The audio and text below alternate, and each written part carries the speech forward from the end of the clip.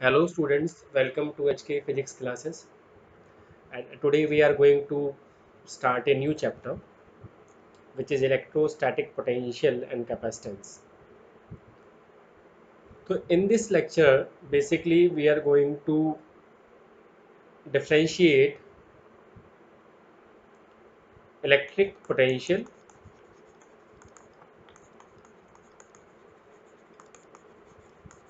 and potential difference.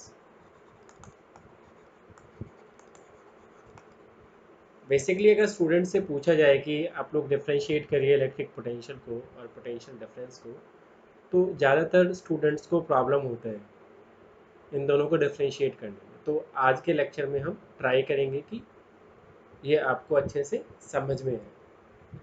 तो उससे पहले हम देख लेते हैं कि let we have a charge Q और इसका खुद का कुछ फील्ड होगा। मान लीजिए ये इसका फील्ड हो गया, राइट। तो मान लीजिए इस पॉइंट पे पी पॉइंट पे अगर हमें इसका फील्ड निकालना पड़े, तो फील्ड निकालने के लिए हमारे पास दो तरीके हैं कि electric field around a charge can be described in two ways. पहला वे रहेगा by using a vector quantity, कि हम कोई वेक्टर क्वांटिटी यूज कर लें, और दूसरा जो तरीका रहेगा वो रहेगा by using a scalar quantity. तो वेक्टर क्वांटिटी आपकी क्या रहेगी, वो रहेगी ई वेक्टर, जिसे हम क्या बोलते हैं, इलेक्ट्रिक फील्ड। वैसे ही इलेक्ट्रिक फील्ड इंटेंसिटी होता है, एक पर्टिकुलर पॉइंट पे फील्ड का वैल्यू, लेकिन हम उसे जनरली इलेक्ट्रिक फील्ड भी बोल देते हैं। अच्छा, तो फिर स्केलर क्वांटिटी क्या रहेगा उस पॉइंट पे फील्ड निकालने के लिए, वो स्केलर क्वांटिटी रहेगा वी, जिसे हम क्या बोलते हैं, इलेक्ट्रिक पोटेंशियल बोलते हैं।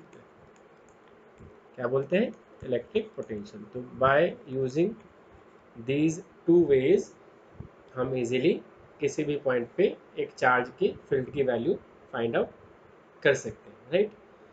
तो अभी हम अपने मेन टॉपिक पे वापस आ जाते हैं। ये दोनों इलेक्ट्रिक फील्ड और इलेक्ट्रिक पोटेंशियल एक दूसरे से लिंक्ड भी है। आगे आने वाले टॉपिक्स में हम इसको डिस्कस भी करेंगे, लेकिन अभी हम वापस अपने टॉपिक पे आ जाते हैं।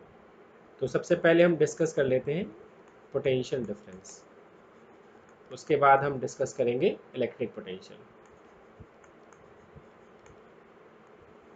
ठीक है, तो इसके लिए हमने क्या ले लिया, एक ले लिया source charge Q O point पे। इसके फील्ड में हमने दो पॉइंट ले लिए, एक पॉइंट ले लिया ए और एक पॉइंट ले लिया बी। ठीक है, और ये बी पॉइंट पे जो है आपका, बी पॉइंट पे आपका रखा हुआ है क्या, आपका टेस्ट चार्ज। इसको मैं एक अलग कलर से लिख लेता हूँ, क्योंकि इसके बाय दिस चार्ज आपका फोर्स लगेगा तो हम अलग से दिखा पाएंगे, राइट। तो हम दो अजम्पशंस ले लेते हैं, ये अजम्पशंस यहाँ पे लिख देते हैं। अजम्पशंस क्या क्या अजम्पशंस है, देखिए। पहला कि क्यू नॉट आपका क्या है, टेस्ट चार्ज है। और आपको मैंने पिछले लेक्चर्स में बताया भी था कि जो टेस्ट चार्ज होता है वो इतना स्मॉल होता है कि वो ओरिजिनल सोर्स चार्ज का जो ओरिजिनल कॉन्फ़िगरेशन होता है उसको अफेक्ट नहीं करता, लेकिन जो आपको निकालना होता है like electric field, electric force, electric potential, कुछ भी फाइंड आउट करना होता है वो आपको निकाल के दे देता है। दूसरा हमारे पास क्यू जो रहेगा वो क्या रहेगा, सोर्स चार्ज, जिस पे हमें एक्शन लेना है। और ये सोर्स चार्ज जो है वो फिक्स्ड है बाय अनस्पेसिफाइड अनस्पेसिफाइड फोर्स। ये क्यों लिखा, क्योंकि ये भी प्लस का है और ये भी प्लस का है, और क्यू नॉट क्यू के फील्ड में रखा हुआ है। मैंने बताया था कि ए और बी दोनों पॉइंट्स इस चार्ज के फील्ड के अंदर है। तो प्लस प्लस क्या करेगा, फंडामेंटल ऑफ इलेक्ट्रोस्टैटिक्स के अकॉर्डिंग ये रिपेल करेगा। तो रिपेल करेगा, ये चार्ज इधर भागना चाहिए और ये वाला चार्ज इधर भागना चाहिए रिपल्शन में, लेकिन सोर्स चार्ज हमें फिक्स रखना है। तो ये हमने मेंशन कर दिया है कि source charge is fixed by unspecified force. अब सोर्स चार्ज टेस्ट चार्ज पे फोर्स लगा रहा है, ठीक है, और वो फोर जो सोर्स चार्ज लगाएगा वो किधर की साइड लगाएगा, देखिए ये हो गया सोर्स चार्ज है, टेस्ट चार्ज पे फोर्स लगा दिया इधर, जिसे मैंने बोल दिया एफ ई इलेक्ट्रिक फोर्स। लेकिन हमें जाना है इधर, है ना, तो इसका कलर कौन सा ले लेते हैं, येलो। तो ये जाएगा इधर, तो हमें इसका अगेंस्ट फोर्स लगाना पड़ेगा, तो इसे मैंने लिख दिया एफ एक्सटर्नल। क्या लिख दिया, एफ एक्सटर्नल, राइट। तो अभी इस केस में क्या होगा कि जो हम एक्सटर्नल फोर्स लगा रहे हैं ना, वो एफ एक्सटर्नल जो है आपका, वो एफ इलेक्ट्रिक फोर्स के इक्वल होना चाहिए। ऑपोजिट है,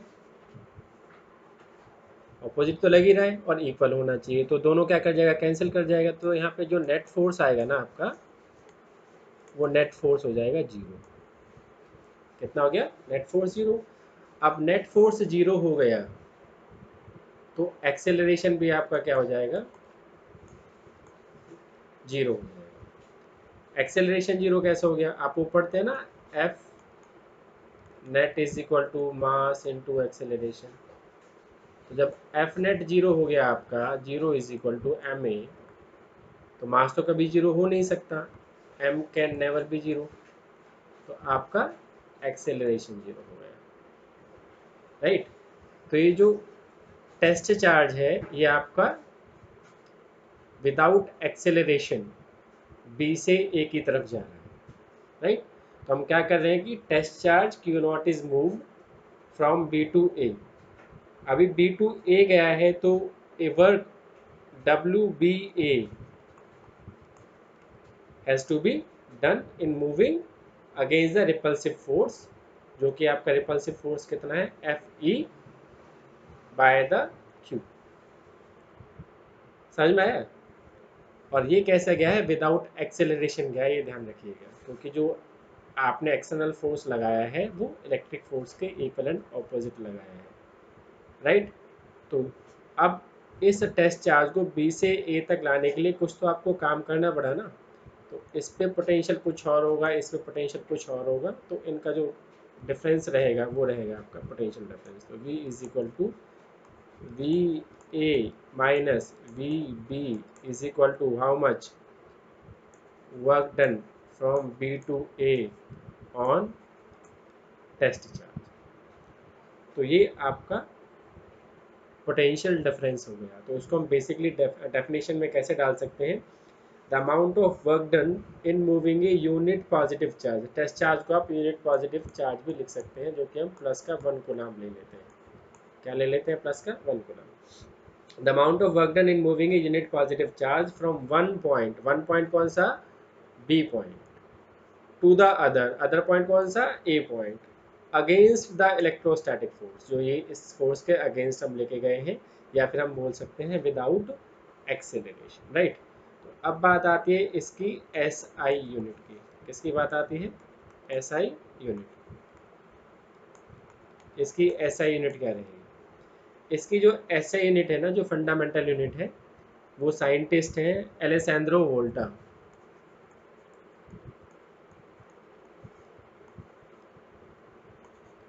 इनके नाम के ऊपर रखा गया है। तो इसका जो फंडामेंटल यूनिट है एसआई में,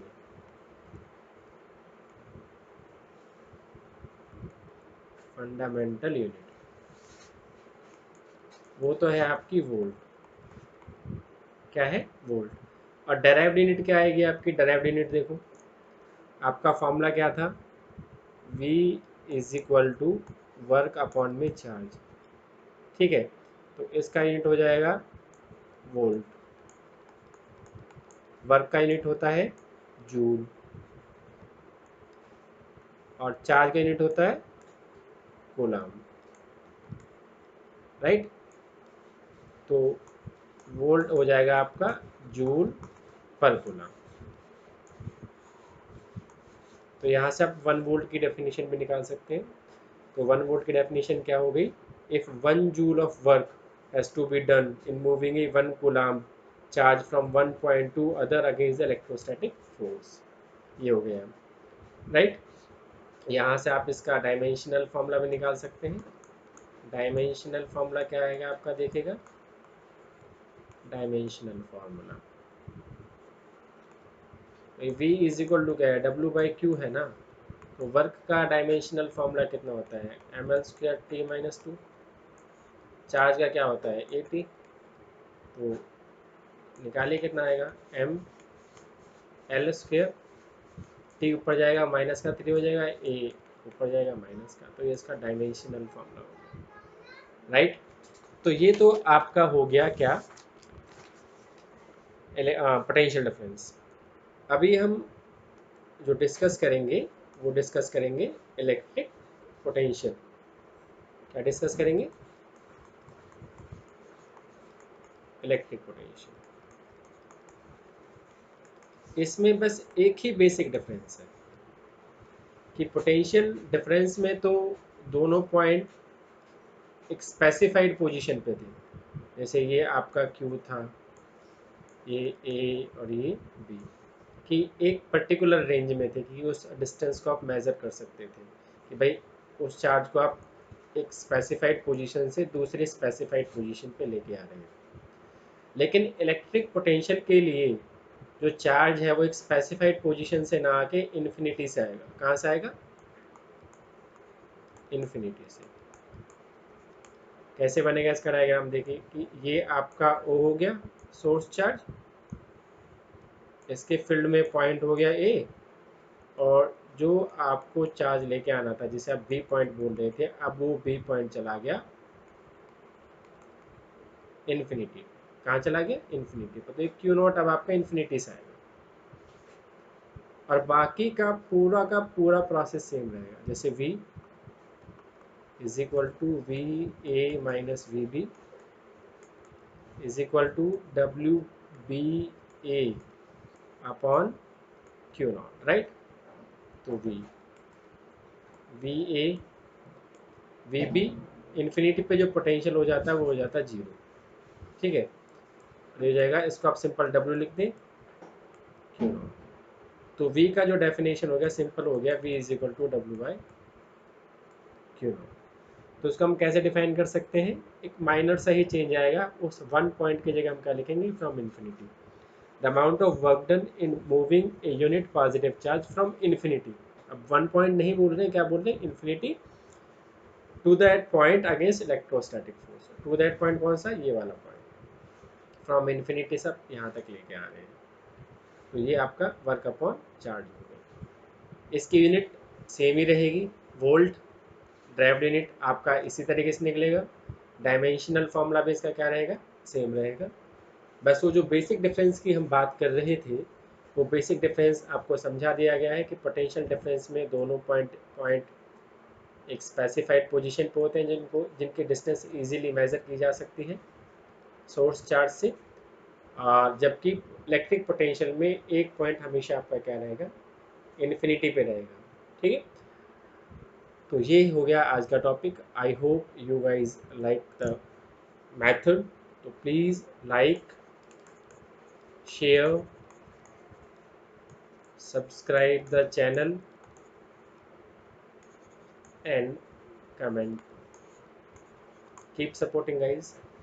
Thank you for watching.